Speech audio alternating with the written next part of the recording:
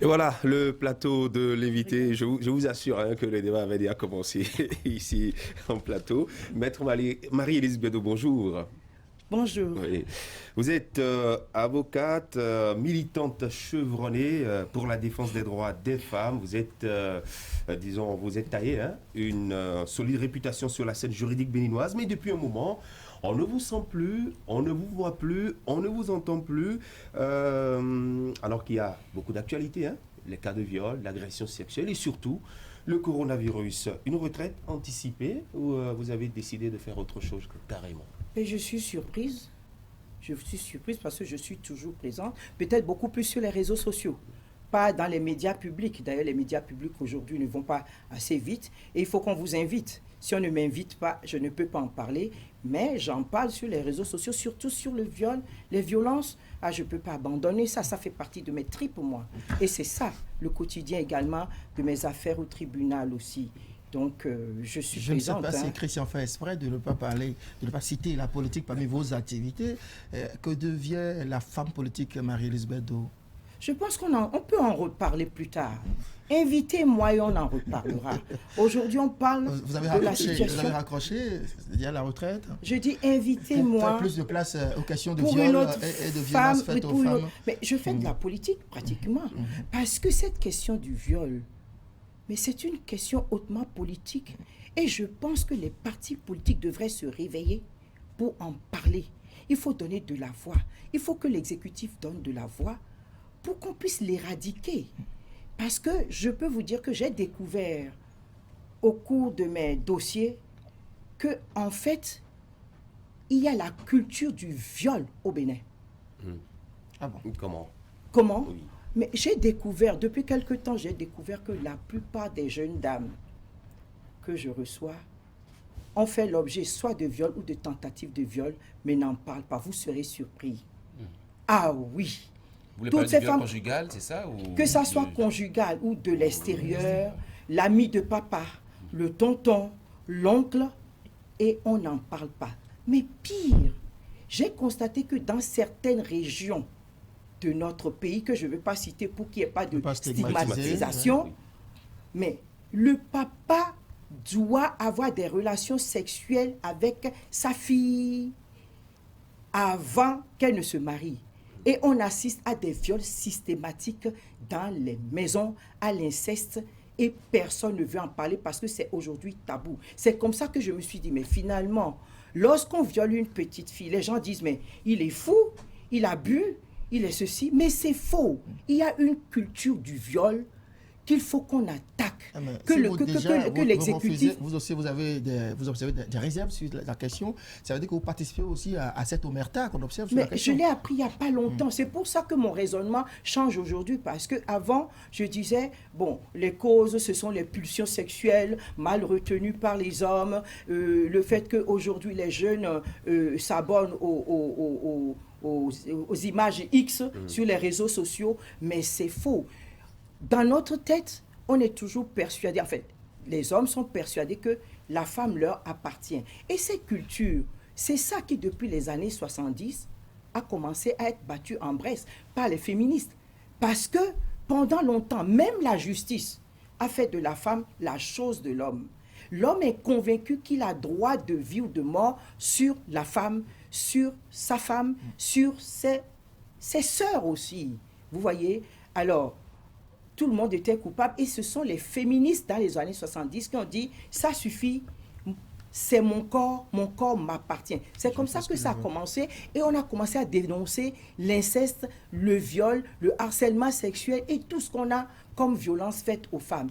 Et c'est tout un processus, mais les pays africains n'ont pas pris ça tout de suite. Regardez, notre code des personnes et de la famille date d'après 2000. De l'an 2000 et la loi sur les violences faites aux femmes après 2010 et ainsi de suite. Mais quelque part, c'est ancré que la femme est mon objet. Or, aujourd'hui, le fait qu'on ait dénoncé cette discrimination, cette violence, on fait que on parle mieux. Avant, on ne parlait pas du tout. Aujourd'hui, on parle. Parce que aussi, pendant longtemps, on a cru que les problèmes de viol, les problèmes conjugaux ne viennent pas sur la place publique. Oui, ça et doit être c'était leur officiel. famille, oui. Ça restait à l'intérieur et on n'en parlait plus. Mais de plus en plus, avec tout ce que nous faisons comme sensibilisation, les lois qui sont votées aujourd'hui et le fait qu'on parle des droits de la femme du fait de notre constitution, donc la parole se libère. C'est pour ça que de plus en plus, nous sommes au courant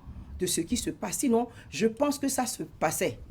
Mais c'était tabou, c'était l'omerta, on ne pouvait pas en parler et aujourd'hui on en parle. Mais moi, ce que je dis,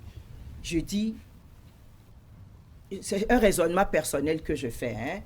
Je me dis que si le président de la République, l'exécutif, pas seulement la ministre des Affaires sociales seule, hein, le président de la République, l'exécutif décide de combattre cela, on peut le faire. Je donne l'exemple du port de casque ou bien de la sécurité routière. Quand on a décidé que les Béninois portent les casques à moto, ça a marché. Donc moi, je vois un peu la bataille dans ce sens-là, que le chef de l'État intervienne assez souvent sur ça. La politique, c'est bien, mais c'est aussi une affaire hautement politique pour moi. Une réputation d'avocate qui défend ces causes-là, mais il y a eu un relâchement à votre niveau. Est-ce que ça n'a pas pu expliquer qu'on assiste à ces nombreux cas de viol Mais c'est faux, je ne fais que ça. Parce que vous auriez fait confiance aux lois, peut-être en vous disant, oui, l'État n'a Mais qu'à... c'est faux, Oui, l'association l'État n'a des femmes juristes continue. Nous ne faisons que ça. Je n'ai rien relâché, c'est tout simplement parce que les médias publics ne me montrent plus, ne m'invitent pas pour venir en parler. On préfère parler d'autres choses que ça parce qu'on pense que ça, ce n'est que les femmes, quoi. Les problèmes de femmes, c'est toujours les femmes. Mais je ne fais que ça. Il y a d'autres associations qui également militent dans ce sens. Mais bien sûr. Il y a sûr. des centres d'écoute, de conseil et tout ça. Et pourtant, on observe que le phénomène prend de l'ampleur. Et ici, je vais vous citer un exemple. On a diffusé sur le canal un cas de viol en série, mais ça n'a suscité la réaction d'aucune association. C'est aussi ça, l'omerta dont nous parlons. Qui vous dit ça? Si nous sommes au courant, on en parle toujours. Nous défendons des dossiers, aussi bien gratuitement que payants. Nous prenons en charge les victimes. Et même là, je vous dis parfois, mon cœur saigne parce que j'ai l'impression que la juridiction ne va pas vite non plus. Vous voyez? Et les victimes sont désemparées. Je n'ai jamais lâché. Renseignez-vous. Renseignez vos parquets de la République et dans les cabinets d'instruction. Pourtant, moi, ma spécialité, c'est le droit des affaires. Mais fatalement, je me suis retrouvée et prise dans ce courant de défense des droits de la femme qui fait que systématiquement, c'est Marie-Élise au secours. Mais je vais vous dire, on préparait un mouvement. J'ai lancé il y a 2 semaines un mouvement qu'on devait faire sur le samedi 28 mars prochain. Mais malheureusement, avec la situation sanitaire aujourd'hui, je pense qu'on ne peut plus le faire. Mais vous savez que lorsqu'on a publié tout ça sur Facebook, il s'est trouvé un enseignant qui dit, puisque j'ai dit, ne touchez pas ma fille, laisse ma fille vivre, etc. Et dit, mais madame, vous ferez mieux de demander à vos filles de bien s'habiller pour qu'on ne les viole pas. Et c'est un enseignant. Mais je lui ai répondu. Il a tort de vous dire ça, de demander aux filles également de bien se tenir. Pourquoi on va parler d'habillement? La femme voilée est violée. Alors, de quoi me parle-t-on? De quel habillement on me parle? Tu vois, c'est toujours pour retourner la charge de la preuve sur la femme. Oui. Non. Tu regardes quoi? Elle est habillée, comment tu regardes? C'est ça qui te fait bander pour que tu sautes sur elle, là? La chair est faible. Non, il faut se maîtriser un peu. Il faut se maîtriser un peu. C'est facile de demander aux autres de se maîtriser. Mais pourquoi vous êtes si difficile de dire également aux jeunes filles, mais écoutez, il faut bien vous comporter? Quelle jeune fille ne se comporte pas bien? Nous, on fait nos sensibilisations. Il y a des parents, aux parents également, pour éviter qu'on ne vienne accuser la fille de cette mal habillée. Mais je dis encore une fois, ce n'est pas ça le problème, c'est parce que dans notre tête, dans la tête de nos hommes, la femme m'appartient, quelle qu'elle soit, elle m'appartient, je peux en faire ce que je veux, j'ai droit de vie, j'ai droit de sexe chez lui. Et puis, je vous donne encore un exemple.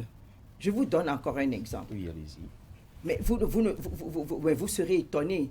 Pas mal de hauts cadres de notre pays n'arrêtent pas de violer celles qu'on appelle les bonnes à la maison.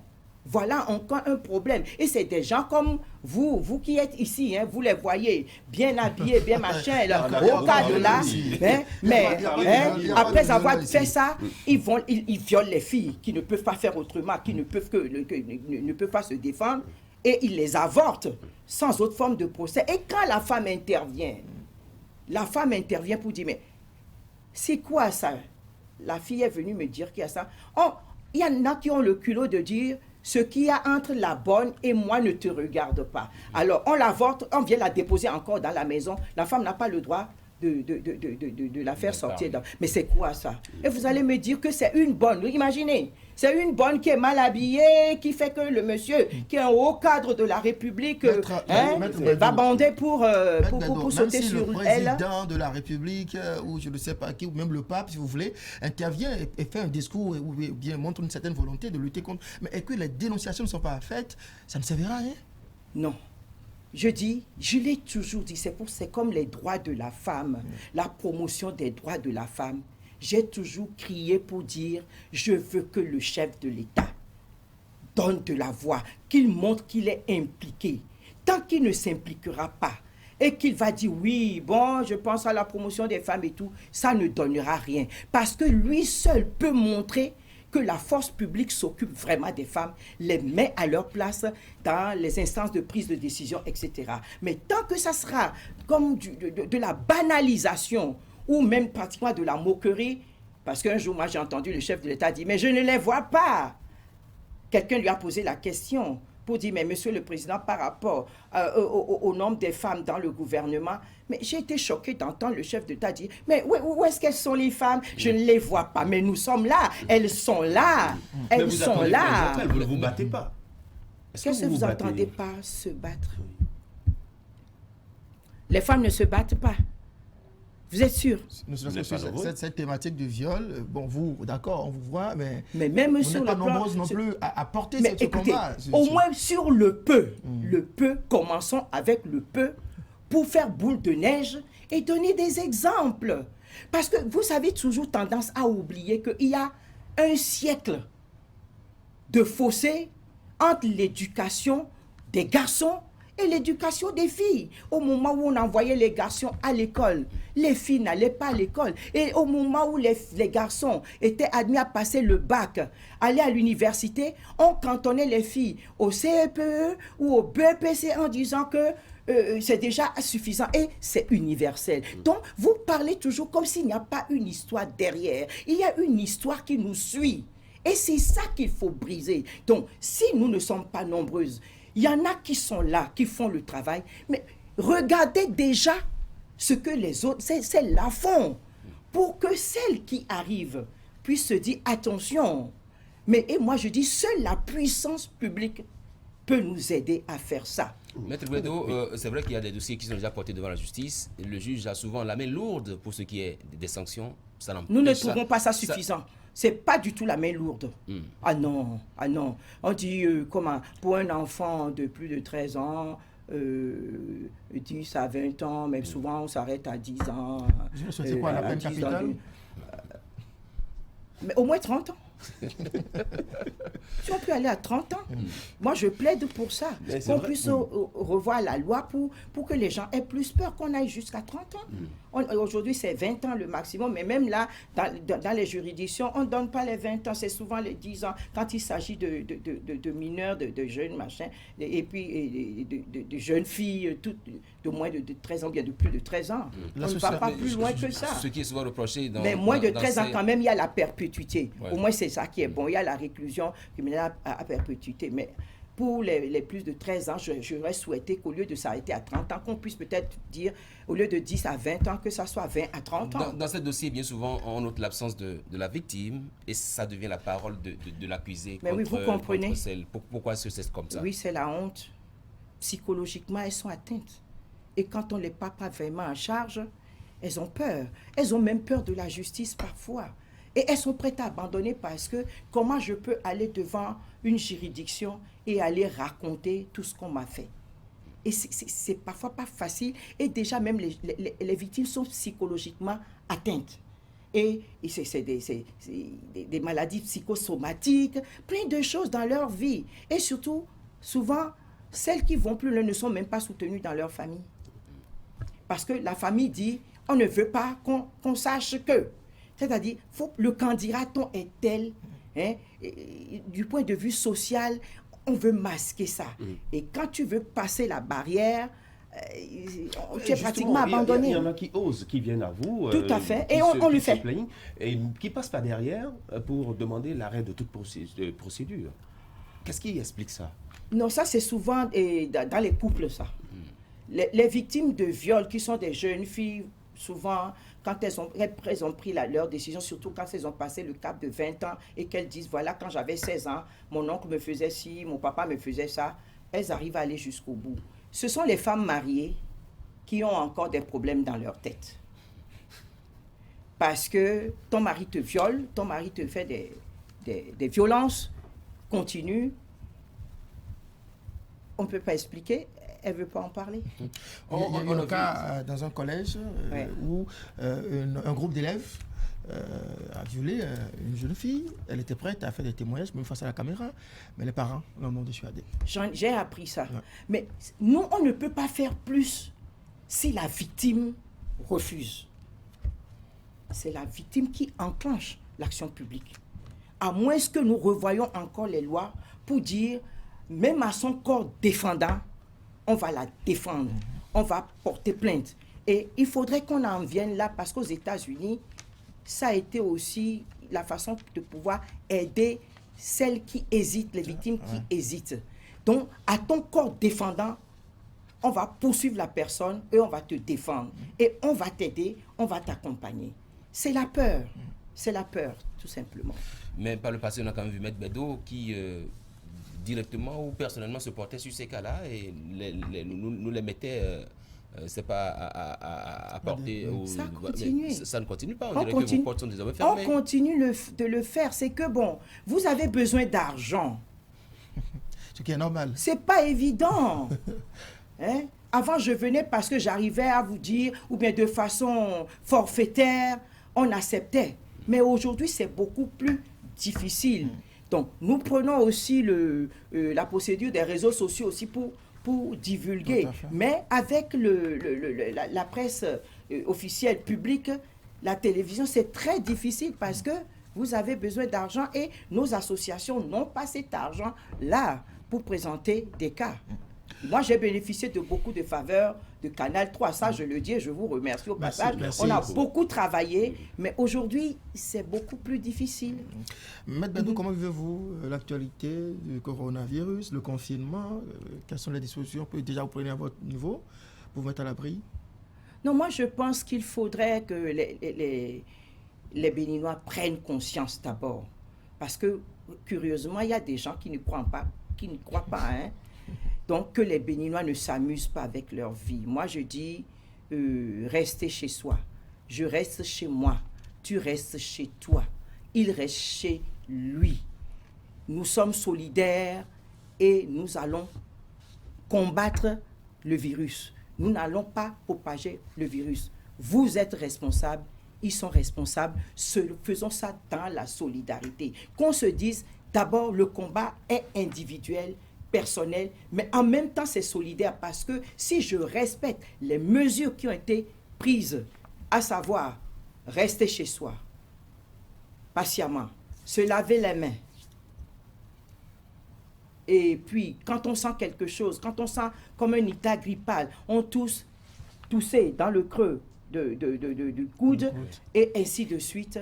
Je crois qu'on pourra, parce qu'il ne faut pas qu'on s'amuse avec ça. Vous voyez, Manu Dibango, il vient de partir. Nous avons perdu Orlus Mabélé. Voilà des gens qui sont quand même des gens célèbres qui viennent de nous quitter. Ça veut dire que nous ne sommes pas invulnérables. Nous sommes très, très vulnérables et il faudrait qu'on suive les mesures prises par le gouvernement et que le confinement nous soit vraiment imposé parce qu'aujourd'hui, bon... On ne sait pas très bien, hein, ça il faut le dire, le confinement n'est pas...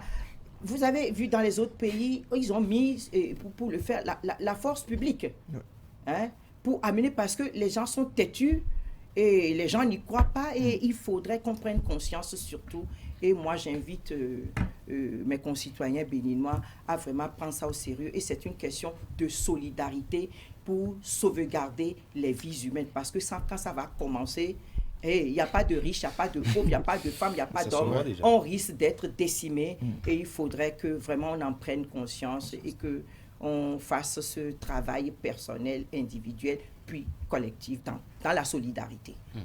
Maître Guaido, je ne vais quand même pas vous laisser ça vous faire une petite en politique. Et je vais être un brin taquin dans ma question. L'actualité aussi, ce sont les élections communales et municipales.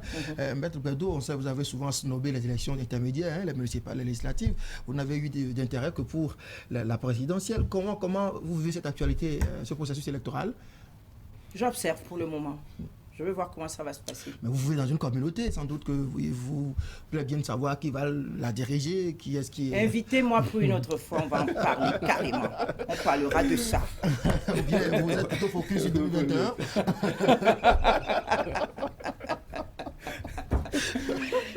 Voilà. Merci André. Nous allons vous inviter prochainement pour parler. C'est mieux. Là, au moins, on sait qu'on est là pendant 45 minutes. On va le faire très pour bientôt. décortiquer l'actualité. On va le faire très bientôt. Vous avez déjà mobilisé vos militants, les membres de vos différentes Je vous le initiatives dirai en politiques. temps utile.